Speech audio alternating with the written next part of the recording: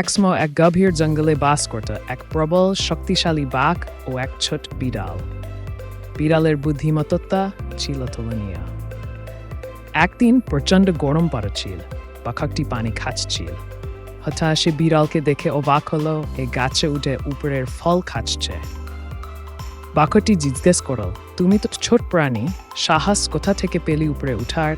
বিড়ালটি হেসে বলল, বুদ্ধি থাকলে সাহস আছে। বাঘটি বিড়ালের কাছ থেকে শেখার প্রস্তাব দিল।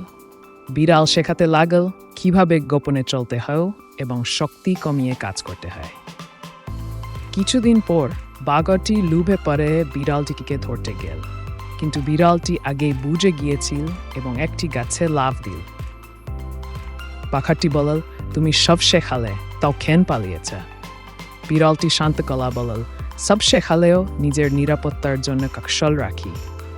জীবনে শুধু শক্তি থাকতে হয় না, বুদ্ধি ও সতর্কতা জরুরি।